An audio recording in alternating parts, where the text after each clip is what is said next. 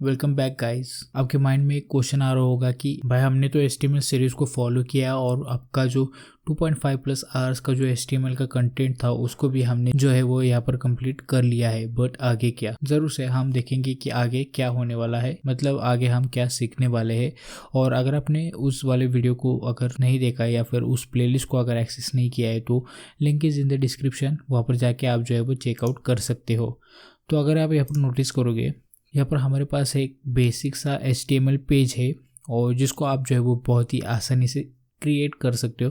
अगर आप यहाँ पर नोटिस करोगे, यहाँ पर हमारे पास एक हेडिंग टैग है और उसके बाद एक पैराग्राफ टैग है, फिर हमारी जो लिस्ट एलिमेंट्स है वो है यहाँ पर, और फिर से यहाँ पर हमारे पास जो है वो एक हेडिंग टैग आ जाता है और फिर पैराग्राफ टैग और फिर उसके अंदर कुछ एंकर टैग यहाँ पर इंक्लूड किया गया है। आपको पता है कि ये एक बेसिक सा पेज हम कैसे क्रिएट कर सकते हैं, बट इसमें क्या नया है। अगर आप यहाँ पर देखोगे, यहाँ पर अगर मैं जब स्टाइल शीट 1 पे क्लिक करता हूँ ना, तब आप इसकी जो डिज़ाइन है वो आप यहाँ पर चेकआउट कर सकते हो।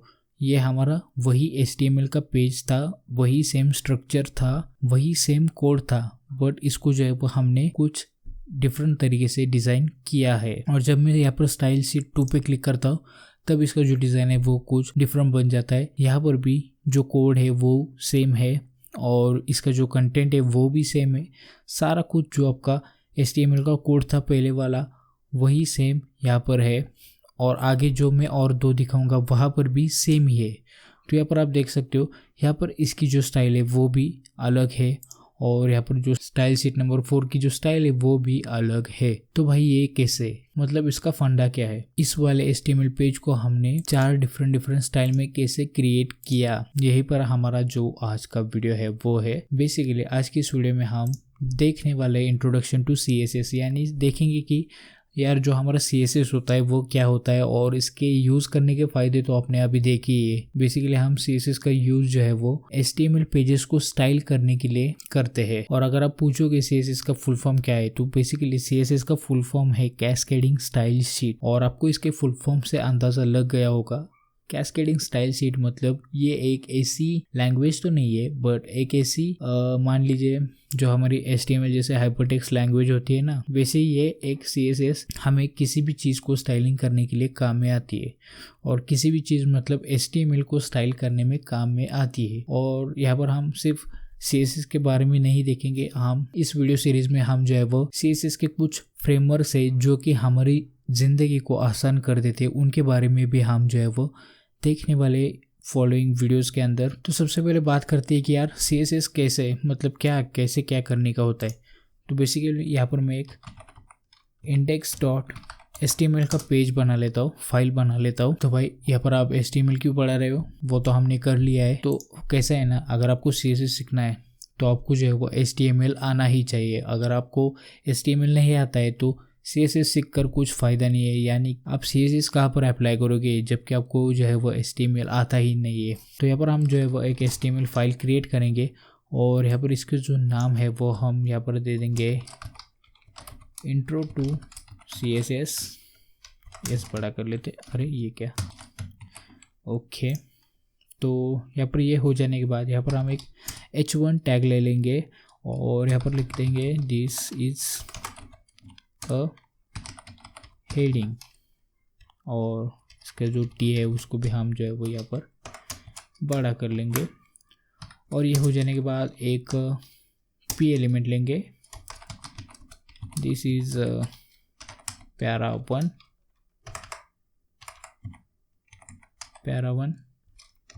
और वैसे ही सिमिलरली इसको 2 और इसको जो है वो हम यहाँ पर 3 कर देंगे। अब देखेंगे कि CSS का जो सिंटैक्स है वो कैसा होता है।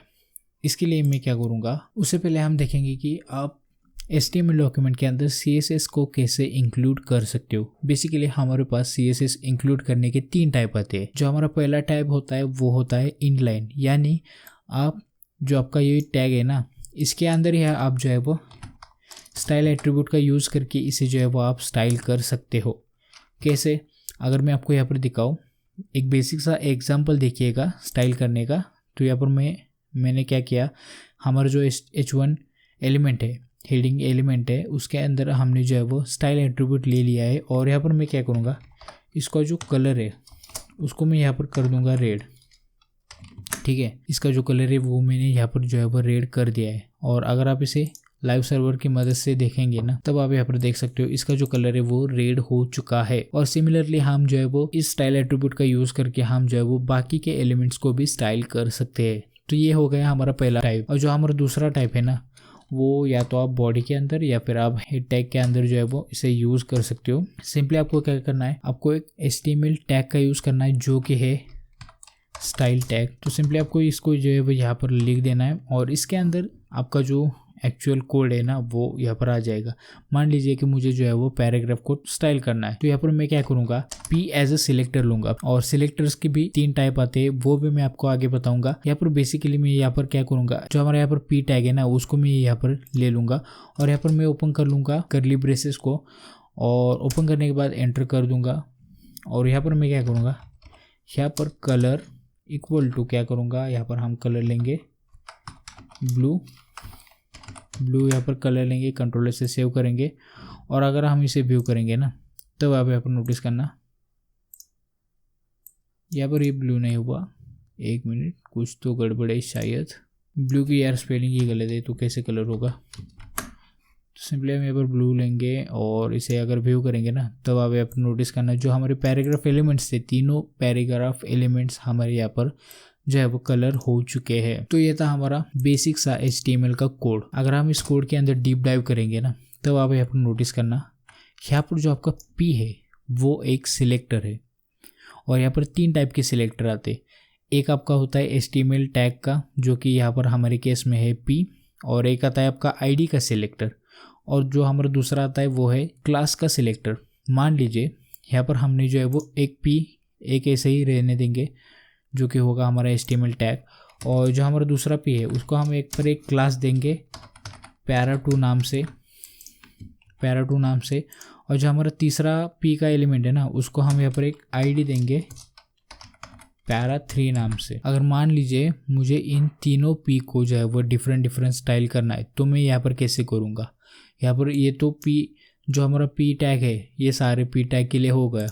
मान लीजिए कि मुझे जो है वो क्लास के लिए यहाँ पर जो हमारा क्लास para2 है ना, इसको अगर मुझे स्टाइल करना है तो इसको मैं कैसे करूँगा।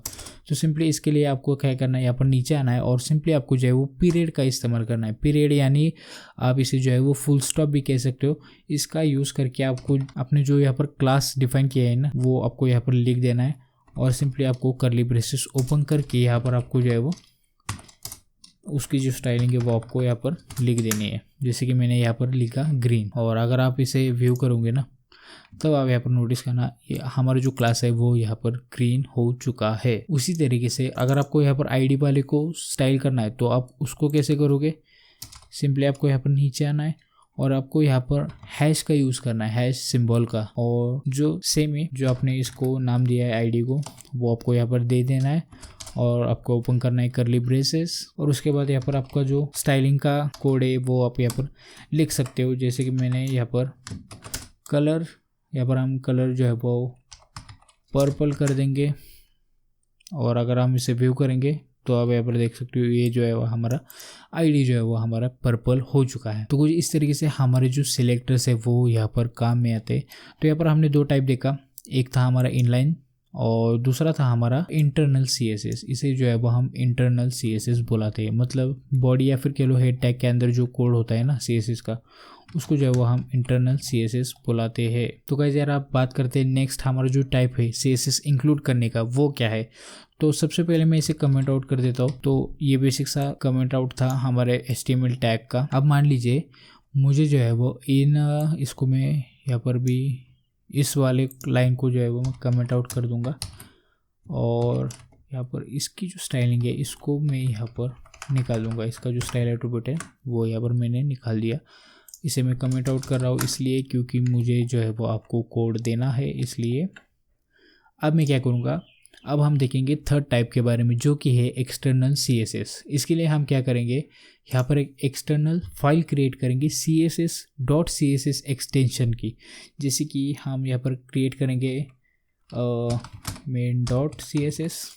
यहाँ पर आप नोटिस करना main.css, यानी हमने जो है वो .css एक्सटेंशन का यूज़ यहाँ पर किया है। अब हम क्या करेंगे, यहाँ पर हमने तो फाइल क्रिएट कर ली, बट हम इसको जो है वो हमारे इस वाले HTML डॉक्यूमेंट के अंदर कैसे अटैच करेंगे या फिर कैसे लिंक करेंगे। इसके लिए आपको पता है एक हमने टैग देखा था जो कि है हमारा लिंक, और अगर आप यहाँ पर लिंक लिख दोगे ना तो यहाँ पर जो हमारी VS कोड की इमेज है वो आपको यहाँ पर जो है वो सजेशंस देंगी। तो हमें जो है वो लिंक करना है CSS, तो यहाँ पर हम लिंक CSS लिख देंगे। तो यहाँ पर हमारा जो कोड है वो यहाँ पर आ जाएगा। तो हमारी जो फाइल है वो है main.css ना कि style.css। तो इसको जो है हमने चेंज कर दिया है। अब आप नोटिस करना गाइस, ये जो हमारी main.css फाइल है वो हमारे index.html के साथ सक्सेसफुली लिंक हो चुकी है। अगर आपको वो चेक करना है तो आप कैसे करोगे, तो यहाँ पर हम जो हमारा जो h1 टैग है ना उसको हम यहाँ पर सबसे पहले स्टाइल करेंगे। तो इसको हम क्या करेंगे यार, सेम ही स्टाइलिंग का कोड है, जैसे हमने यहाँ पर स्टाइल किया ना वैसे हम यहाँ पर आएंगे। यहाँ पर ऊपर जैसे हमने स्टाइल किया वैसे ही हम यहाँ पर आएंगे। यहाँ पर हम h1 लिख देंगे, ओपन कर लेंगे हमारे कर्ली ब्रेसेस को। इसके अंदर हम इसको जो कलर है वो कर देंगे रेड, और फिर से हम यहाँ पर नीचे आएंगे। आप P एलिमेंट की बारी, P को लेंगे, यहाँ पर इसका जो कलर है वो हम कर देंगे ब्लू। नीचे आएंगे, सिलेक्ट करेंगे हमारे क्लास को जो कि हमारा para2, शायद से para2 ही होगा, और इसका जो कलर है वो हम यहाँ पर कर देंगे मान लीजिए ग्रीन। और फिर से नीचे आएंगे, सिलेक्ट करेंगे हमारे आईडी को, और हमारी आईडी थी शायद से para3, और यहाँ पर कलर इसका हम कर देंगे येलो। कंट्रोलर से सेव करेंगे। व्यू करने के बाद यहाँ पर आप देख सकते हो हमारी जो स्टाइलिंग है वो यहाँ पर सक्सेसफुली लग चुकी है हमारे एलिमेंट्स के ऊपर। तो इस तरीके से आप जो है वो एक्सटर्नल CSS का यूज़ कर सकते हो। अगर आप पूछोगे कि यार हमारे पास जो है वो 3 ऑप्शन है स्टाइल करने के लिए, तो सबसे बेस्ट ऑप्शन कौन सा है, तो my suggestion will be obviously external. क्योंकि अगर आप इनलाइन CSS का यूज़ करोगे, मान लीजिए कि आपके पास जो है वो 4 एलिमेंट्स है हेडिंग 1 के, और उन्हें जो है वो आपको सेम तरीके से स्टाइल करना है, तो यहाँ पर आप क्या कर सकते हो, अगर आपने इनलाइन CSS का यूज़ किया तो आपको जो है वो इस वाले एलिमेंट H1 एलिमेंट जो कि आपको सेम दिखाने हैं उनके ऊपर जो है वो कॉपी पेस्ट करना पड़ेगा।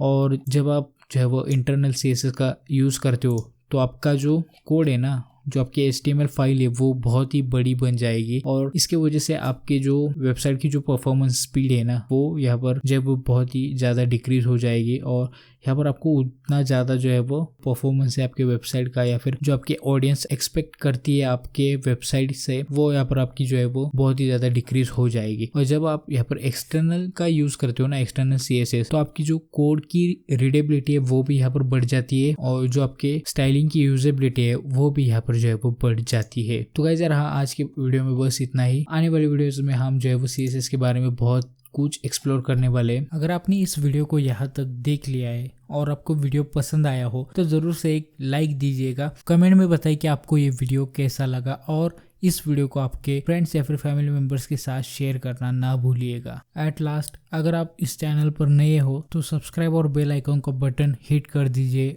ताकि चैनल को जो है वो थोड़ा बहुत सपोर्ट मिल जाए। See you guys in the next video.